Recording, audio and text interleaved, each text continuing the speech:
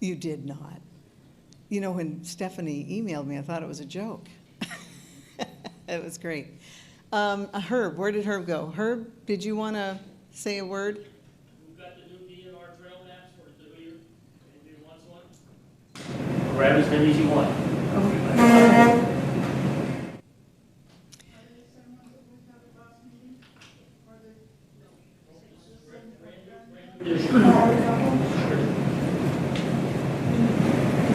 Okay, I'm here to present our next speaker, and he is from the Port of Bremerton. Jim has been involved with the port for many, many years. You were executive director for Chehalis for many years as well. And I forget I could read it all, but I have worked with you off and on for a long time, and you're just a stellar guy. How's that? He's a great guy. You got to listen to him. He knows his stuff. And he has lots of answers, I think, for us. As you know, those who don't know, Port of Bremerton's our port right next door in Kitsap County, and we're looking forward to hear from you, Jim. Welcome, Jim. Give him a hand. Hey, you know what? I forgot to do the Pledge of Allegiance. Jim, would you mind leading us? Be happy to. There's a flag over here. Where is it? We are going to stand. There we go. Okay. I pledge allegiance to the flag of the United States of America and to the republic for which it stands, one nation, under God, indivisible, with liberty and justice for all. Okay, thank you. Am I done? Oh. Good evening, everybody, and thanks for coming out here. I don't know where that's... I might try to move this away a little bit. Does that work? I guess I can yell if I need to. Testing. I think that works. Yeah. Does that work? No feedback out there. So I'm Jim Rothlin, the executive director at the Port of Bremerton. I have been there just over 5 years. I was born in California, but really grew up in Chehalis. After that, I moved away, came back, but never have I been to really this whole area. And worked at the Port of Chehalis when I moved back into town, and really enjoyed doing that. Somebody recommended I, check this Port of Bremerton job out, so I came out there. And I remember sitting there having lunch, looking at the Olympic Mountains in the marina, sitting there, and I just feel like I don't know if I'll ever leave here again. And in fact, when I did move here temporarily, our attorney then, Gordon Walgren, had a house on the Hood Canal, and so it was wintertime and he wasn't using it, so he said, why don't you just stay there? So I got to spend the winter there, and I couldn't believe, I'm on the cell phone as I'm pulling oysters out and cracking them open, and I said, this is incredible. And I told Gordon, I go, you better get me out of there before it starts getting nice out, because then you're going to have a hard time with that. So, but I really do love it here. So I'm going to talk to you a little about the things that we've got going on.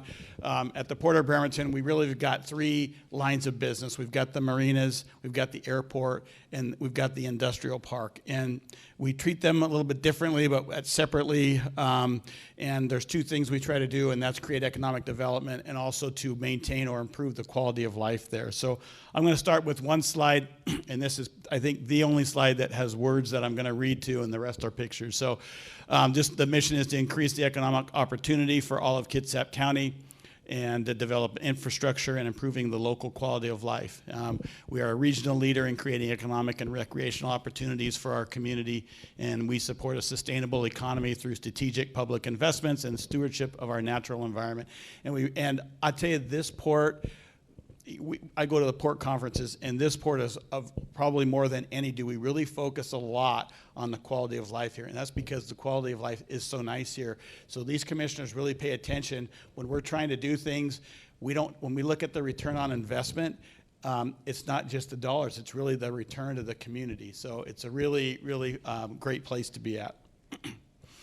Just one note, just to see that we are what we do there. So we recently did an environmental or an economic impact study and found that The indirect impact that the port has, just the port alone in Kitsap County, is almost $2 billion in output in sales just from the companies that are employed throughout the industrial park. So there's a lot of money that runs through there. About $350 million in labor that goes through there.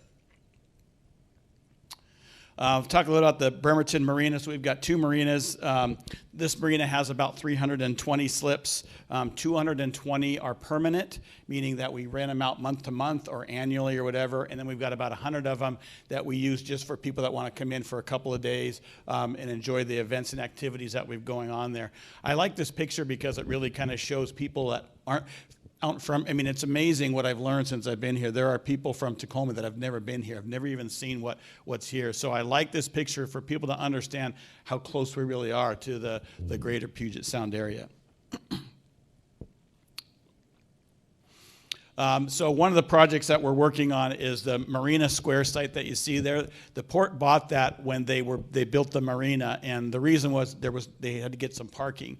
And one of the first things that I'm looking at this thing, I think, you know, this thing has to be more than a parking lot, and what can we do with it, and what can we make happen? So we talked to a lot of different developers, but we wanted somebody that was going to protect what we have there in the community and pay attention to it. And we found a company, West Sound Development, which is a local developer who's been doing a lot of work around here to put together a project. So this is the site here, the parking lot that you see there. This is the construction that's going on right now, and then this is eventually what they hope to build. And this thing is about less than a year away from getting completed. One side is going to be condos, the other side is going to be hotel rooms, about 125 hotel rooms and 130 apartments. The other thing, there's going to be about 380 parking stalls underneath. The port has purchased 75 of them because we need that parking for the boaters that are currently there. So it's designed for to get the community involved. You can see that little lit up bridge that they hope to take across from the boardwalk right onto the Bremerton Marina there. And they're going to have restaurants in there. They're going to have a little grocery store. They're going to have things in there that they want the community to come down and enjoy as well. So this is just a couple of renderings of what it would look like. This is just kind of the view corridor that they kept within there. This is a kind of a shot of the kind of a coffee shop there and a little restaurant. And then this is a shot of one of the apartments and what it would look like when it comes through, or condos anyway. The other thing we've got going is the American Cruise Line. So this is the first cruise ship to come to Kitsap. It's a riverboat cruise ship. It has about 200 guests on that boat. These people come from all over the country. In fact, when I looked at the listing of who's on there, there's probably one person that's actually from the state of Washington, and the rest of them come from all over the place. This ship cruises around Alaska during their season, and then the off season they come here, and they have 11 different stops throughout the Puget Sound. We kind of got lucky getting it because their stop was supposed to be Olympia. But Olympia, their union workers would not let the people on the boat tie up their own boat to the dock, and they said, we can't do that. So they came to us and said, can you do it? We said, great, and we've been on it. We have golf carts that take some of the older people from that boat up to the shoreline, and we set up, sites to the museum and the shipyard museum, as well as the Turner Joy and things like that. So, so it's been very successful, and they agreed to, this is the kind of the trip it goes through. So you can see it goes Anacortes, Port Angeles, starts in Tacoma and Seattle, and goes through Paulsbo up to near Victoria. And they went through it last year. They said, yes, we want to do it again this year. So this year we're going to have 5 sailings that come in. So the Port Orchard Marina, this one here has about 220 slips in it. 420 slips in it. Same thing, about 320 are permanent moorage, and then about 100 are for guest moorage. This one's easier to fill because of the covered moorage that's in there. The one in Bremerton, when Anthony's was going to come in, they were going to come in if the marina got built, but they said they didn't want this covered moorage. They just didn't want to take a look at that. So we agreed not to do that, but it made it harder to fill.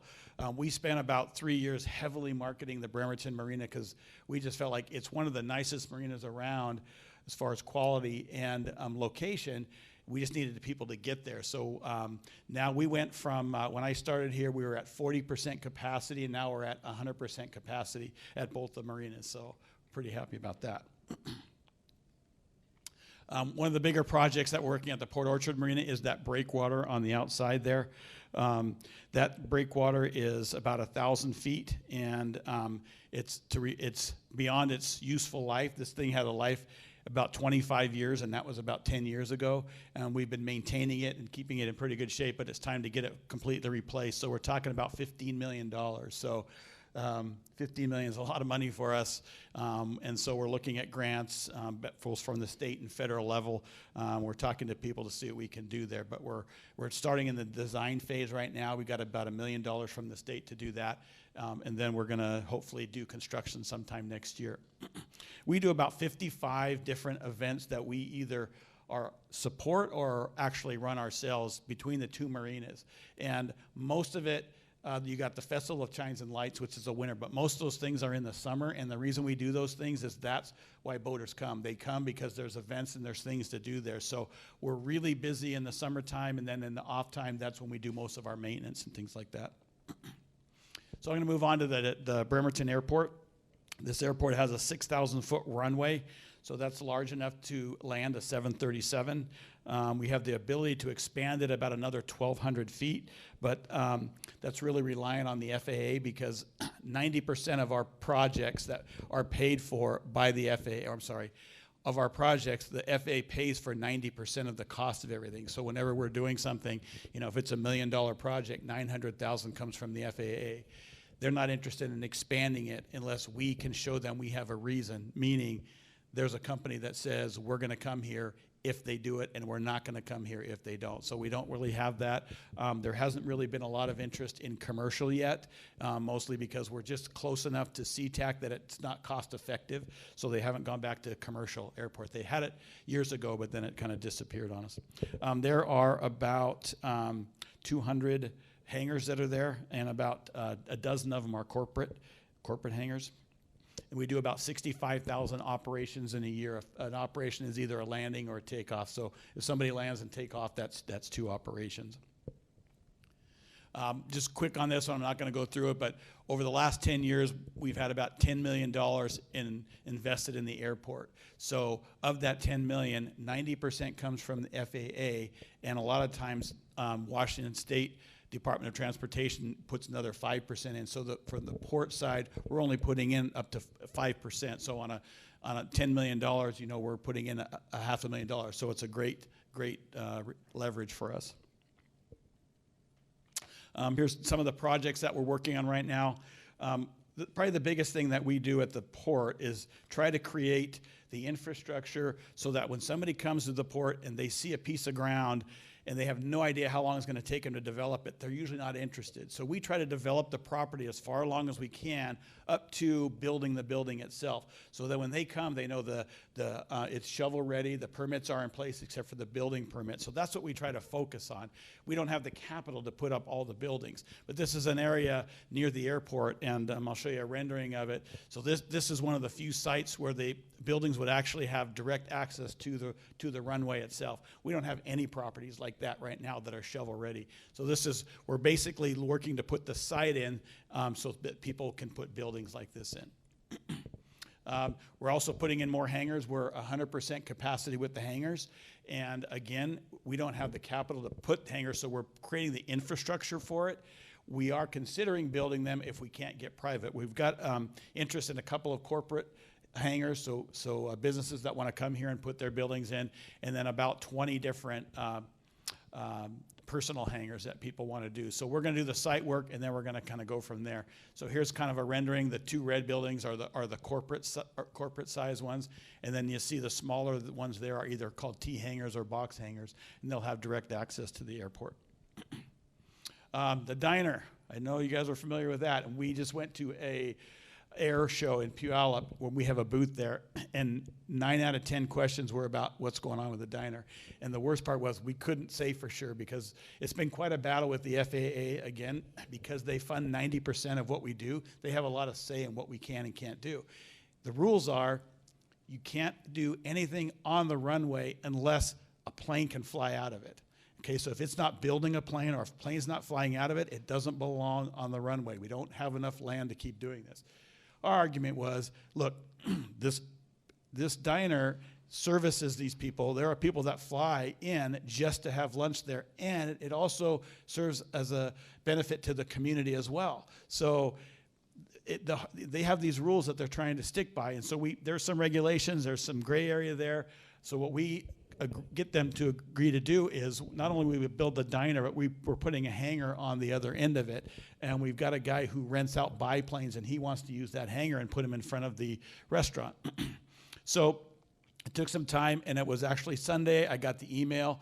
I didn't know if I wanted to open it because I didn't want to get disappointed, but because I was at the air show and everybody was asking, we opened it up, and there's a couple of caveats that we have to take care of, but otherwise they said you're good to go. So we're going to be able to remodel the diner the way we want to and not just gut it and leave it the way it was. And just so you know, the reason that we closed it, we were actually having problems with the health inspector saying this thing's getting old, there's some things that are problem, and to redo everything that they needed to do, it was way a better idea just to redo the whole restaurant.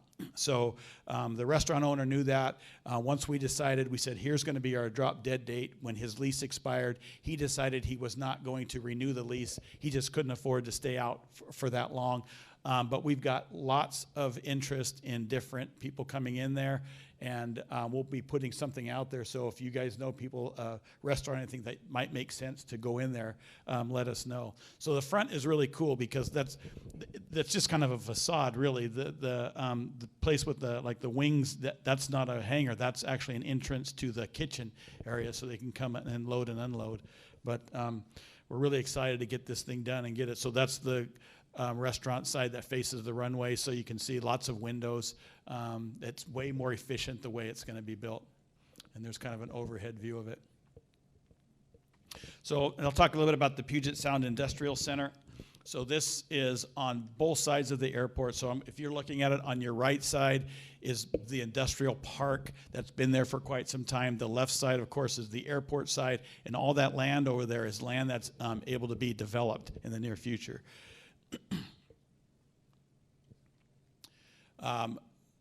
Just so you know, so the industrial park in 2014, we had 35 port tenants. And in 2019, we had 63 tenants. Number of employees went from 953 to 2,400. So it surprised me that the number was that big, but it is just growing so fast. And a lot of it has to do with the shipyard because of all the work that they're doing. So we're getting a lot of benefits from that as well. So our buildings are full. We can't get private to build buildings because right now the economy of scale, for them to build it, they can't get the market that they would need. So we're going to go ahead and build one, maybe two buildings and get things started. So this is just a list of all the different port tenants there. There's a lot of them out there. And I'll talk about some of them later. So the Olympic View Industrial Park, that's the site on the right side. That's where most of the building has been done. We've got 11 pad-ready sites there. And so pad-ready sites basically means, like I said, all the people need to do is come in, say they want to build a building, and they're good to go. And I'd say in the last 3 months, we've had a lot of interest in people wanting to get things going there. So that's a good deal. The advantage on that side, we've got rail access over there. Puget Sound and Pacific Railroad operates the rail. It's owned by the shipyard. We have a couple of spurs off of there, but they can get product from there to Grays Harbor, which is a deep water port that they need to get to. And we're part of a foreign trade zone. All that means is if people bring their product in within our properties, and as long as it's there, they can either defer or eliminate their duty that they pay, depending on what they do with the product when it's there. So I can just tell you that there are certain companies that's a big, big deal as far as money saving. So here's another project that we're working on. This is highway frontage. This is right along Highway 3 there. We've had some interest in people wanting to get buildings that they have view from the highway. So we're going to be re-engineering this, and we'll be doing the site work for it. This is kind of a rendition of what we think it'll finally look like. This is kind of the site development. We do have actually a brewery that's interested in maybe putting in a brewery there and a beer tasting and things like that. So it's really a nice location for it. We also have a motorcycle company that's interested in coming in there, and we have a boat company that's interested in building kind of a showcase. They want that spot because they can see it from the highway, so they want a place where they can showcase their product. So, you know, it's a lot of talk. You never know what's going to happen, but we're just getting a lot of interest. So this is the building. We call it a Spec Building. This one's about 5,000 to 10,000 square feet, depending on the user. This is the one where the brewery guy is interested. We're going to go ahead and move forward and build it. If he doesn't move forward, we know we can get interest in getting someone to use it. We're also doing what we call a startup building on one of our shovel-ready sites that I talked about. We're putting in about a 18,000 square foot building. You can see it there on this side. So some of those buildings in that rendition are there, some are not. But the one that says startup on it, that's the one that we're going to be building and putting in there. And we've gotten right now 3 people that are interested. Safe Boats actually was going to use it, but they're in the process of potentially selling their company. So while they're doing that, they don't want to invest in anything until they know who the new owner is going to be. So Airport Industrial Way Extension.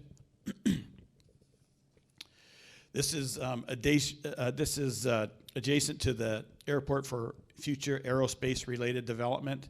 I'll show you some pictures of it to give you a better view of where it is. So this is the road that comes across. Yeah, my pointer won't work on that TV, but right now we have completed the road all the way through the green. We're at the roundabout at the green there. And what this does, a couple of things. It's going to connect Highway 3 from one side to the other. So for transportation purposes, there's companies that are really going to like that. And also, as you can see, it's going to open up. We've opened up probably 500 acres so far. Our next stop is to do the purple. We've done the engineering for that purple piece. That purple piece takes us to the edge of the port property, and that'll open up probably another 900 acres. And then that blue piece will eventually take it down to Lake Flora and then Highway 3.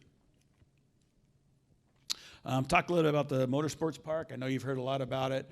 And sometimes it's hard because we don't really know for sure what's going to happen. So we can't promise or do anything of what's going to happen. But what I can tell you is, drag racing has been going on here for well over 50 years. And so that part has been very important. The problem is that little race strip right there is that part of that purple right there. So if they knew that in the future for us to do development there, that they were going to have to move somewhere else.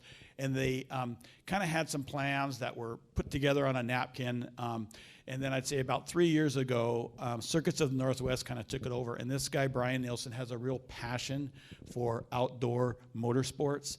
And he really wants to do something that would be not just for the community, but larger than the community. So he came up with a pretty good idea. And so that's kind of what it looks like. So what they're going to do on the other side of the road, about 240 acres that the port owns, and it's acreage that's really tough because of the topographical situation there to do development. But for a racetrack, it actually works really well. We call it more of a road course. It's not going to be like a NASCAR. It's really more what they're planning to do is they're going to sell memberships. So a guy could spend $60,000 for a membership, like a golf membership, but then that gets him access to a garage he can run his car on the track. People like Honda are very interested in it because they want to test cars there. They want to do some training there for, repairing and fixing cars and manufacturing cars. So there's a lot of good things that can happen. What I'm being told is eventually they want to do events, 3 to 4 events a year, which will bring in probably 10 to 15,000 people. The Seattle Sports Commission is really behind it. So nothing like, hundreds of thousands like a NASCAR or something would do. The thing, first of all, it brings interest to the area. But the other thing it does is if you go look at Sonoma Racetrack, which is similar to this, and you look at what goes on there, there's all kinds of new manufacturing and high-end, high-tech training that goes on about building race cars. And what you do to build a race car is the same thing you do to build an airplane and the same thing you use to build a boat. So I can really see where that can really benefit the area. Now, is it going to happen? That's the real question. He has a lease. That's real. What's not real is that right now they're going out and they're trying to get these memberships. I wouldn't pay $60,000 for a membership, but there are people that do. They fly their plane in here and they get on their racetrack and they do those kind of things. So they believe it is real, and they're moving forward with it. And so we'll probably know in the next 3 or 4 months how real it is, because they've just gone out to the marketing of trying to go get these people in. So this is a picture of the clubhouse. These are what they call them autominiums, I think. So they're condominiums for cars that they would put in there. And then the other piece that we think is a big benefit is this Event and Technology Center. And this is something that they started talking about, and we've recently been talking to a company called Universal Technology Institute about a partnership for this STEM idea. UTI currently has 12 facilities nationwide, and they focus on education for motorcycles, cars, and diesel mechanics, and they also have classes for welding, refrigerating units, hybrid, and electric vehicle technology. So their record is pretty astounding, and we went and visited them. The people that work there, I think their thing is like 80% of them get jobs, and not only get jobs, but then get their tuition paid for by the companies that hire them. So they're sought after people that they're looking for. So the schools are interested, Olympic College is interested, the high schools are interested in this. So it's just a matter of, can we get it done? And we're working with the Public Facilities District, having some struggles there, but hopefully we can see what we can do. So the Circuits of the Northwest was originally trying to make this happen. I think the problem was, because they're a private entity, for them to get public funding, they said, no, doesn't work that way. Even though they're trying to say this is not for the private part, this is for the public part. So what the port has done is we've stepped in and said, okay, I'll tell you what, we'll take over this STEM responsibility. We'll help kind of make this happen. So we'll kind of see what happens there. So last thing I want to talk about was the Belfair Freight Corridor sewer extension. So I've been here 5 years, so I know this is, talking to Bonnie, it's been going on for 50 years. So this is kind of a cool thing what they're trying to do. I think it will benefit, ease some of the traffic. But now what they're talking about is, can the port benefit from some of that sewer, because the county needs help with it. The port has the need for it, so can we make something happen? The real question was, okay, but what's it going to cost us? And that's what makes people nervous, especially when you're crossing county lines, because there's history between other areas where they agree to do this, and then the next thing you know, they're charging up rates and everything, so people weren't sure what was going to happen. But we were always open to the idea, say, let's see what we can do. We have sewer capabilities, but we don't really want to be a sewer in the sewer business. We'd rather have somebody else do it. So that's really the Bremerton's responsibility, but now they're working with Mason County to see what they can do. The thing is what I've heard recently now is you can see where that line goes, and it kind of stops at Lake Flora Road. And I don't know 100% sure what happened, except for the study is saying that if there's full build out on this side of Lake Flora Road, that sewer will be at full capacity. Okay, how long that build out is going to happen, I don't know. We're kind of on the outside watching, looking in. So, the answer is I'm not sure if they're going to continue. Right now, they're just doing this study to help get the funding. I would hope they do a further study to see what they might want to do, because I think the port can really help them, get that thing going. So we'll see what happens there. So I just want to talk about a few of the companies that are there. This is one of our bigger companies, Safe Boats. They started in 1997, and the guy told me I was just trying to build a boat that I knew would not sink. And so he came up with this technology that seemed to work. Now they design and build highly reliable vessels that are used by military, law enforcement, fire professionals, a lot of border patrol and drug enforcement. I've had the opportunity to ride on one of these, and they are like a 40-foot jet ski. They are just amazing how quick and fast and how quick they can turn. And the reason for it is when you're doing drug enforcement, and they get on people before they know that they're there. So it's pretty kind of neat. And they sell to, I think, about 40 different countries now is what they do. So we were fortunate to keep them here. At one point when I had moved back, they were on their way out because they were at Tacoma building bigger boats, and they were talking about consolidating. And we were able to come up with a lease that says, look, your people want to stay here. The small boat business was slow, so why don't we adjust our rent so that when things are slow, we can help, and when the things are busier, then we can benefit from that. So they're able to do that, and now their small boat business is booming. Large boats are not even happening right now. Everybody's moved over here right now. So they've got about 400 employees that are at this place.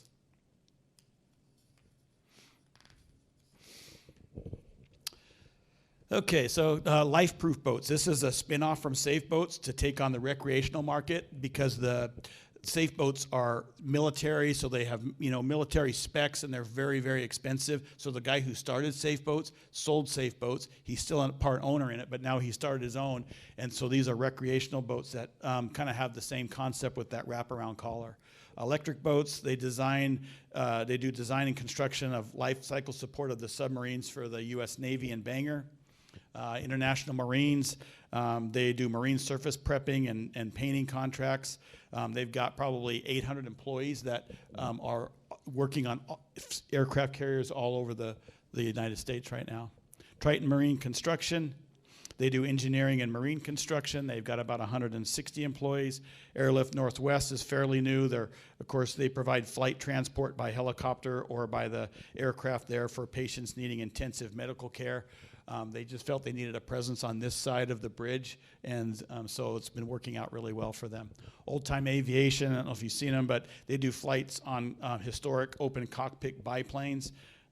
Right now they lease office space within the port building, but then they're going to be moving into the new diner once that gets done. And I expect the diner, between permitting and everything else, I'm hoping this time next year is when we get this thing up and going again. Then the Bremerton Aviation Center for Education, they basically took over the old firehouse there. It falls under experimental aircraft. They introduced aviation to the youth. They have a flight simulator that's set up in there. They do seminars on flying and hope to actually build an airplane. And it's done wonders because one of the biggest things is kids, there's a shortage of pilots, and kids you don't know about they're not at airports to see this stuff. So to have a chance to go out and do these things, they catch an interest early on. So that's been pretty beneficial. These are just other tenants that are out there that have recently come within the last year: FedEx, Kitsap Community Resources, Ecological Land Services. Some of the things that we're working on from a planning stage, we did a 5-year strategic plan that says, okay, these are the things that are important for us over the next 5 years. Then we did the economic impact study, which I gave you some of those numbers to kind of say, where are we now? What's the benefit we're really bringing to the community? And now we're going to be working on a 20-year industrial park master plan. And the reason we're going so far out is depending, for instance, if that racetrack comes in, it could completely change the dynamics of what's going to be important here and what we're going to be marketing versus if it doesn't show. So we've got to take a look at what's the place going to maybe look like if it comes in, what's the place going to look like if it doesn't come in, is it manufacturing, is it going to be sports and recreation, because sports and recreation is the #2 economic driver in Kitsap County. So there's ability to do those kind of things. So this will be fun. I like this part.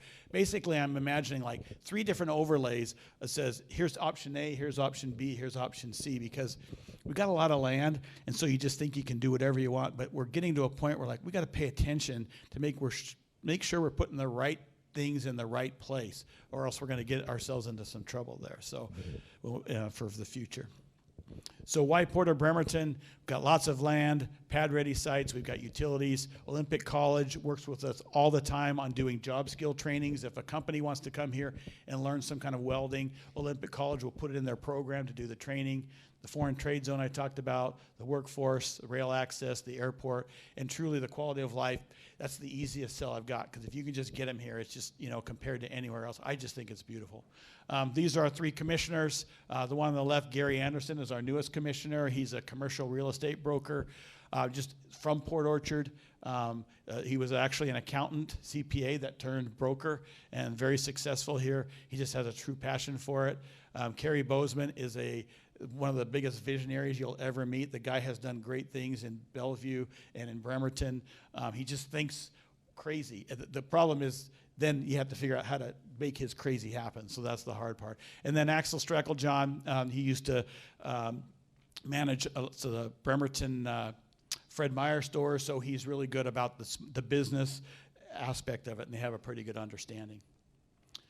So that is my spiel for today. I appreciate your time, and I'm certainly welcome to answer any questions that you got. Yep. I know it's not on port property, but do you have any good information on the facility? Amazon. Yeah, I got a little bit. So it's not on, part of it is on port property because they had to actually purchase some of our property to make it happen. And Panattoni is the developer. So the way it works is Panattoni bought the land from us, and we were under a confidentiality agreement not to say anything until it was out there. And so people kind of knew, but we kind of had to wait. So then all of a sudden somebody said it, and then it was out there. So it's a called a regional distribution center is what it is, and it's really designed to it's part of their promotion of what they're trying to do. And part of the reason they looked out here was, I don't know if you remember, a couple of years ago they were looking for where the next corporate Amazon was going to be. So we put a bid in for it, knowing it was never going to happen here, knowing we probably didn't want it to happen here, but mostly just to say, here's who we are and here's what we've got. So we think that had a little bit to do with what they wanted to do. The reason they went on the private side is we have a harder time selling property, so we typically lease long-term, where the private side, they went ahead and sold, so it worked better for Amazon to do it that way. So, you know, I think it's just going to create more interest here. They're going through a study for the highway because that's going to make a big difference as far as what's going to happen with the traffic with that section. You can't put a stop sign there and expect that to work. The last I've seen, WSDOT is talking about a roundabout, which eventually that whole highway is going to slow down. You know, there's going to be a roundabout when they put in the freight corridor. There's going to be a roundabout at Lake Flora. So that thing's going to be, 35 or whatever going through there. So they say roundabout's the best way. So that's what I know. Mm-hmm. It's on the airport side, yeah. Mm-hmm. Yeah. If you turn on Airport Industrial Way right by Defiance Boats and go up that road there. Yeah. You had a question? Obviously there's a lot of increased traffic, not only with what we already have, but, so is there any plan at any point to connect Barney White Road from Highway 3 to Barney White Road on Old Belfair Highway? Because when there's an accident after around the airport between Lake Flora, the only way to go is go all the way back to Gorse and then get back on Old Belfair Highway. So if there could be some sort of connector between, because there are two roads, they just don't meet. Because that's going to be a huge problem. Yeah. Yeah, it is. I mean, traffic is a huge, to me, that's what's going to hurt us more than anything. I mean, Gorse is a mess already, and they haven't figured out how to fix that. I mean, since I've been here, there's studies and studies and studies. We don't control a lot of that as far as building. It's a state and federal thing. So I've never heard that one as far as the connection of doing that. But If you drive Highway 3, there's the Barney White Road that goes, and if you drive Old Belfair Highway, there's a Barney White Road that comes up, but they do not meet. Yeah. So if you could hit some sort of connector, that would be a huge benefit, I think. How far apart are the two? Oh, okay. Oh, yeah. Yeah. You'd have to look into that. Yeah. But it would definitely be a benefit as an alternate route. That's interesting. I'm gonna find that out. I'm sure you're not the first person that's wondered that, so I've never heard that before. So, yeah. My husband asks every time we drive by there, why do they connect that road? He said it used to go through. I remember when it used to go through. Part of the original road goes away in the winter. Which one? Barney White? Because it's low in the middle, low between those two roads is the low spot. So it gets real wet. You can't go through. You, sir, in the back there. Hey, don't Larry. We're hearing rumors about a casino going to be there. Do we think about that? Where do you think it's gonna be? Lake Flora Road?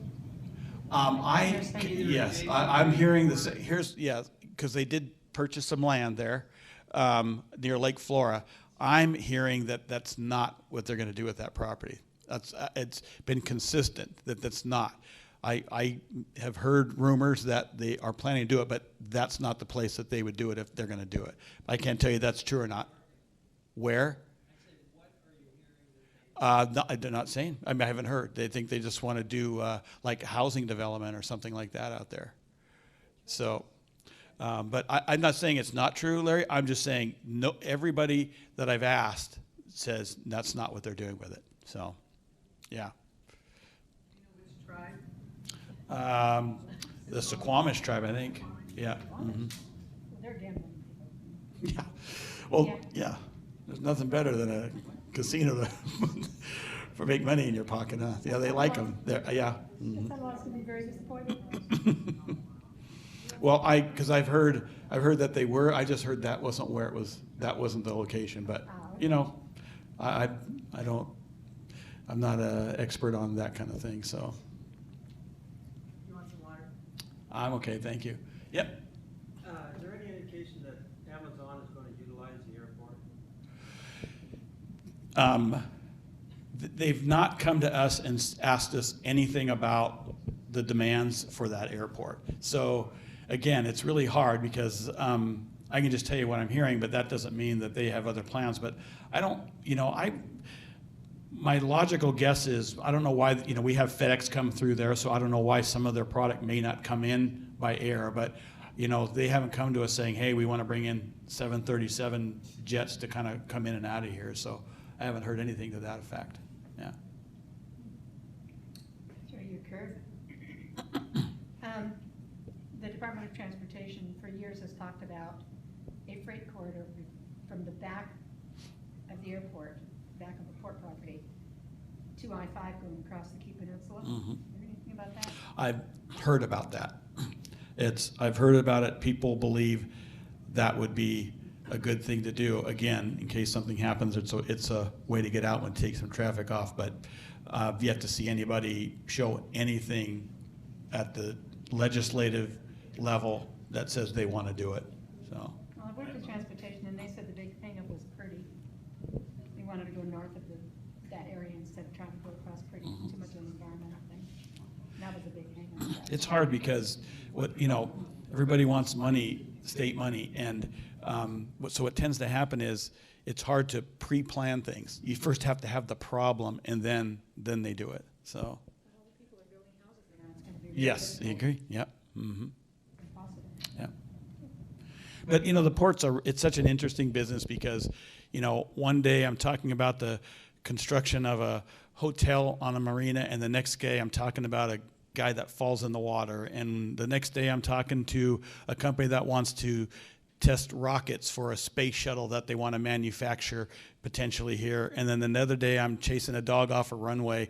It's a crazy, crazy business. And so you can't be an expert on everything. You just have to know how to react, how to think. It's one of the jobs that literally I have a list of things I'm going to do that day, and I usually don't get to them. It just doesn't happen. So it's really interesting. There's always so many things that can happen there. That's why you love it. Yeah, it is. That's why I do. Yeah. Okay, well, I hope, oh, yeah. So the racetrack, if it does go in, is there gonna be like hours of operation for that thing, for these people to drive the cars and stuff?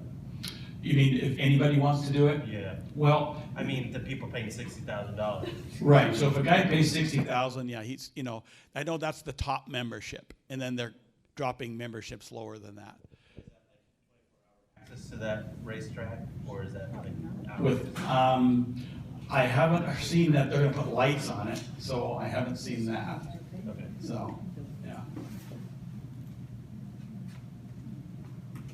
Okay, well, Judy, again, thank you for having me. Appreciate getting to talk to you guys about what's going on there, and hope you guys have a good night.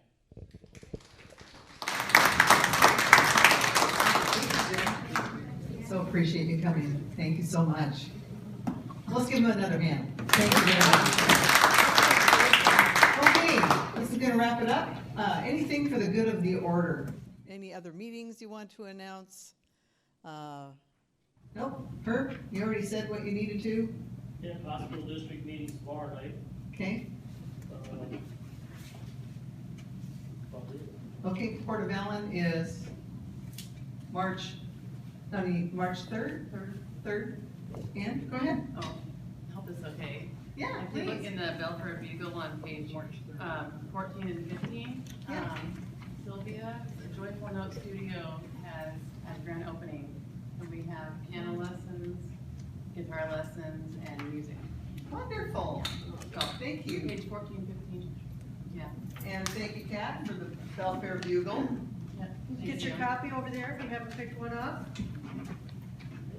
Bonnie? March 21st, Allen Community Association is having their Mardi Gras right here Oh, from wonderful. 5 to 8:30. It's gonna be fun. Everybody hear that? Great. Costumes and everything, and music and food and fun.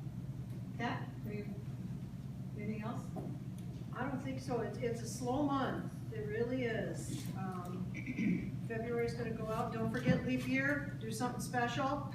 Leap day, 29th. Okay. I do have one. Speechless, I don't believe it. For all of those people who have wondered what's happening inside the Oyster Building, the never-ending project is like a never-ever-ending story. We can talk about that. There you go. No, I don't need to talk about Okay. it. Yeah, we can't hear Um, you when you're talking like that. The never-ending story of the Sergeant Oyster Building, which some of you guys have lived here long enough to know started 10 years ago or so. Judy and I have been involved from the very beginning, and today I signed the contract for the grant for $160,000 with the state. Yeah, it's moving forward. We've actually signed the contracts now, and the work should start in the next probably 2 weeks, starting to tear things apart and start putting them back together again. And we do have enough money to finish the rest of the building after this first stabilization part. That should take about 2 months, and then we have about another $80,000 cash to finish it, and that along with volunteers will get the building redone, get it up where it's ready to go. The port is doing the shoreline part of it, and I hear you guys just got another 10,000 today or something. Sounds like a good thing. They're doing the shoreline part, so we're gonna finish the building in place totally, and thank you, Judy, for putting the tie back up. Yeah, we have 10 years on this thing. You wouldn't believe the hours and hours and hours we talk to people going on it. A lot of you have heard about it, and it's finally gonna happen, and I think we can probably finish the building itself within a year. Yay! There might be some couple of people here who don't know about it. Can you give a little history? Sure. About 10 years ago, there was excuse me, let me back to you. There's an oyster processing plant that was about a mile down from Allen on the shoreline, and it had been there since, well, they've been processing oysters there since the 1920s. And there's a history that goes with that. The building that we're talking about was finished in 1951, which made it historic. And one day we were talking and we heard that it was going to be destroyed. Michael O'Sullivan from the Historic Society said, "You can't do that, it's historic." So he and Bill Dewey and I got together, we started brainstorming, one thing led to another. And I was working with the port at the time, I was still the executive director, so that was a good start. I was fortunate enough to have Judy as a commissioner and Randy Netherland. Randy was instrumental in getting the whole thing started. We drove out to Long Beach one day and looked at a replica that they have out there. I talked to the people out there and they said that they have, even out the Long Beach Peninsula, halfway of it, they still get thousands of visitors a year in that silly building. And it's not even a true building, it's not even historic. But Randy came up with this idea and we put it together that we would move this thing because they were going to destroy it. A long struggle with the Army Corps of about 2 years. And they finally stood up for us and said, "You can't destroy it." So they made him move it to Allen rather than destroying it, because we wanted to make a museum out of it. And that's what we've been working on forever. It's a lot of money to replace something like that. But when it's done, which we hope will be very soon, within a year or so, open in probably less than 2 years, because it takes a while to get moved on to the thing and the actual opening. But it's already qualified for the National Historic Register and the State Historic Register. It's already been notified. It's already listed with the Smithsonian Institute as a historic place. But it has to be in a place before they'll do that. The building is there, but as long as it's in transit, they won't actually put the paper down. When is it going to be its final resting place? Okay, you're familiar with Port of Allen Park? Okay, the old launch ramp that's been decommissioned down there right in front of the gazebo. It's an old one. That thing goes out there and there's 3,300 square feet goes clear out of the water, you can't even see it. But that's what we use for mitigation, to be able to put a building back over the shoreline. And it's historic, and there's this big thing about working waterfronts and all that. But that was the most logical place. Because the port already owned it, there's all kinds of services there. They've got restrooms, they've got power and everything. So we didn't have to rebuild the building with toilets and everything. That's where it's gonna go, and it's gonna be right up next to the shoreline. It's actually gonna kind of go a little bit over on the shoreline, so that we don't have to build big bridges up to it or anything. So that's where that's gonna go, and it's been a struggle, and I'll tell you, right now we have over $200,000 worth of donated time and materials towards the project, which is huge. This is people hauling concrete and drywall and just cleaning up and putting tie back up and tarps over the building and you name it. We've had people work their tail ends off on it. I had a question. I heard they, I think the port bought the old wind house there by the dock. Yes, What is he gonna do with that? Oh, that's a port project. oh, that is? Yes. Oh, yeah. And they've got boats. Yeah. I'm not real good at that, I may have to have Larry explain it, but what we are gonna Yeah, do, that's what- Ogren's Place, is that what you're talking about, the little old house Yeah, there? yeah. We will be using that as a staging area for other boats and cars to park, and more parking. As you know, it gets pretty busy down. Yeah. So, we'll be tearing that down, Oh, you're tearing down? yeah, Oh. yeah. When we put that new launch ramp there, we replaced the old launch ramp there. The parking was a real issue with the old launch ramp because there was so much going on in the park. People would back out and there'd be kids behind them because everybody was running around. That's why that was decommissioned.